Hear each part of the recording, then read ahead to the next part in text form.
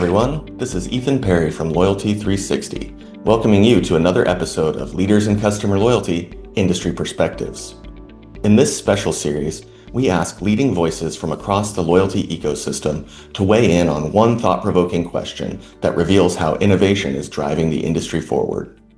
For this episode, we asked, what's the coolest thing you've done for a client in the past year? From AI-driven service recovery models and pay-with-points capabilities to hyper-personalized experiences and smart offer design, our contributors shared remarkable examples of creativity and measurable impact. Their stories demonstrate how loyalty leaders are not only transforming customer experience, but also driving the discussion about how brands think about value, engagement, and long-term growth. Let's dive in. I think probably the coolest thing, this is like a little nerdy, but I'm a little bit nerdy. So I think we have a client in the UK, they sell donuts, right? And they sell them through their own stores and they sell them through like the kiosk at the grocery store. So we've had big analytics play with them for like about the last 8 months, where we've really been doing some test and learns and trying to crack the case for them, I guess you could say. And we've found a few things. So we've really accelerated speed to the next visit. We're able to demonstrate that. So, shortening the amount of days between visits for members. We've been able to reactivate a lot of lapsed customers. We've been bolstering member spend in a way that's incremental to the trend of the overall business. And then the other cool thing with it, I think, is that we've been a good steward of their budget, because we help them see that not every big offer is the thing that's going to drive the most. And in a couple of the tests, we were able to prove that actually the smaller offer drove more traffic. And so, we want to try to always help brands uncover how they can do more for less. And I think this has really, really resonated with this client. Yeah, we've done something for a number of our hotel clients that's pretty cool. Right now, they often all have a similar problem, and that is that they deal with travelers all over the world, but most of their customers live within, say, 30 miles of one of their properties, and they don't really do anything to market to those customers. So we've helped extend loyalty to the local level, so that each of these individual properties can have a little bit of a program of their own. And not only have we done that, but we've helped them to reward people on and offline. So even if it's just like I want points for a shoe shine or a parking or a back massage or something like that, we can help them bring all those things together, recognize the customer, and help them achieve status more quickly that way. In the last couple of years, so we started this early on, so it may sound simple, but we've been able to enable pay with points for customers with some major players. Won't drop the names, but names that everybody would know, household names. So as a customer, you tap your credit card when you're at a gas station, and it offers up the ability to use points to get a discount when you're filling that up off of a certain number of gallons. A lot of work in the background, but when I look at the uptake of that, or e-commerce stores allowing you to pay with points, we're seeing basket size grow by like 40%. We're seeing customers become repeat customers just in the ability to use points. And when you look at the economic climate that we're in, people are looking for that value and the opportunity to stretch their dollar. So it's just really cool to see something that appears to be relatively simple to the consumer and pretty elegant out there in the market. So being new to this side of the business, because I worked so long on the FI side for 18 years, I was always the client, not the vendor. So when I started to look at our current clients within the Vanson organization, I realized a lot of them would send out email communications, but they truly didn't have a true purpose. It was like, oh yeah, we have to send emails. So we worked with one client and actually gave, in true partnership, gave recommendation, and I'll call it constructive feedback. And we put together an email communication strategy that every single email had a purpose. And so it wasn't just sending out communications to make sure you have so many hits to your members, but that communication and that message related to either timing, or we wanted the member to do something, or had an action item. So there were, like I said, that each campaign, and we used new creative, had a true purpose, and the client actually did see an increase in sales of their existing members. And also, I think there was maybe some buzz within their industry, because they also did increase the number of dealers and distributors that were part of the program. So the interesting thing is that we have an internal thing called Customer 360, which is how we look at a consumer. And I think the the interesting technology is how we shape custom offers and custom adventures, if you will, or custom experiences for those consumers. And we've had great feedback from customers on, and we've seen the direct increase in redemption, right? And so, when we look at programs, there's a lot of people who might be redeeming, $1 million in gift cards, but when you turn that into travel, right?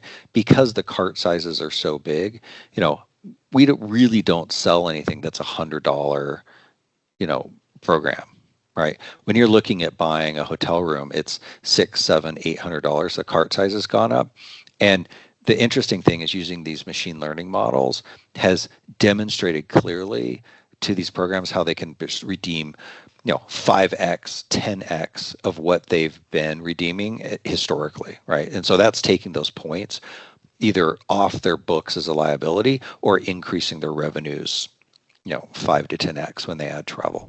A few years ago, we introduced a service that we call an adventure stylist. And this is a concierge service that allows members to create their own dream trip. It's with the help of travel professionals. So it's similar to like high-end group experiences that some brands do. Like I have a friend of mine who just went on a Southwest trip with only 30 people, right? And it was all very, very tailored, and it was, a really cool experience. But this is really geared to the individual. So we had a member just this past year that took his wife and 3 daughters to the Taylor Swift Eras Tour in New York City. And so we arranged all aspects of the trip, including the air, the hotel, limo service, VIP tickets, backstage passes, and even special Taylor Swift swag. And this guy is the hero of his family, right? I think it put him back about $60,000, but it was super cool, right? But with this adventure stylist, doesn't have to be that elaborate or expensive. Another member, a last winner, has always wanted to go, loves the rodeo, and has always wanted to go to the National Rodeo Finals. And that's in Vegas. And it was something they always wanted to do. So we set that up for them. And it's really about making, this event as personalized as possible, and really turning that experience into an emotional experience instead of transactional. So very similar to what I was talking about a few minutes ago, where you really, you want to make, bringing some real value and personal value to that person. So that's been a cool thing that we've really enjoyed doing. And they get to be, the adventure stylist and the members get to almost become friends, because they're, after the event, they want to tell them what a great time they had, which is super cool. One of the things that we've done recently that I'm excited about is, so we've sort of integrated distributed marketing capabilities into loyalty, which is not an entirely new concept. That's been happening for years with email programs and things like that. But from a loyalty perspective, being able to share the responsibility and sort of delegate some of the loyalty responsibility, either to like a franchise or regional leadership or something like that. But also being able to do things like split the liability on it. So say, we'll pay for 80% of this, and franchisee, you pay for 20% of it. And here's the guardrails you have to work within versus, here's where you have some freedom on what you want to do. And so kind of creating a more distributed loyalty governance for some of our clients. And that's been a client request, right? So we've had several clients asking for that sort of capability. Okay. So that's one thing we've done in the last few months that we're pretty excited about, because I think it has application across a wide variety of clients. Travel comes to mind for me, and what that looks like. And one of the things I think that was really, really cool we talked about, there's the AI components, but there's also what does it look like from a decision science and insight coming together with AI, and what do you start to recognize in there? And one of the agents that we had built was around proactive service recovery for one of our clients. Yep. And in a world where, and I'm probably slightly off on these stats, but I don't think so, it was under 2% of riders that had a delay or an issue in their first interaction with the brand never rebooked a second one. So less than 2% of people would actually rebook. But if they had a good interaction and everything was on time and as scheduled and so on, it's like 63 or 65% that would rebook.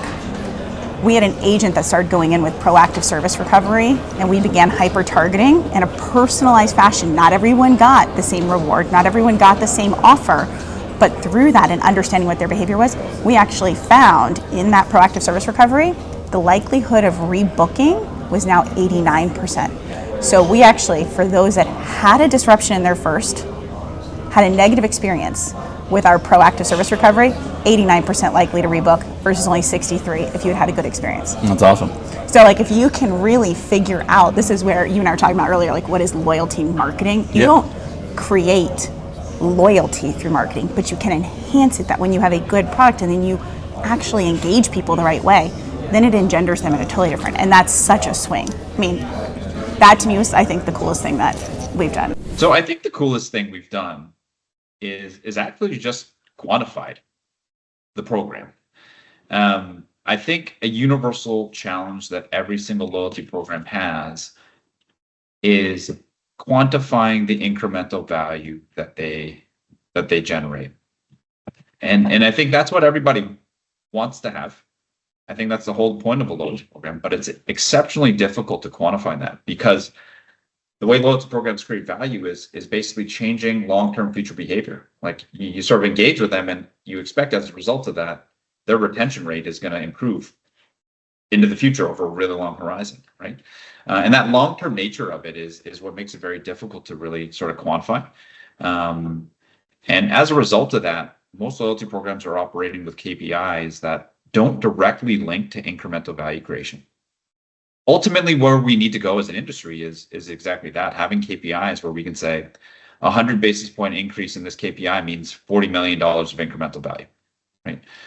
That sort of connection is pretty critical. And so I think that's one of the really interesting things we've been able to do with our clients this year is actually measure that incremental value and deliver these KPIs that can make that direct connection to incremental value. That's all for this week's episode of Leaders in Customer Loyalty. Big thanks to all of our contributors.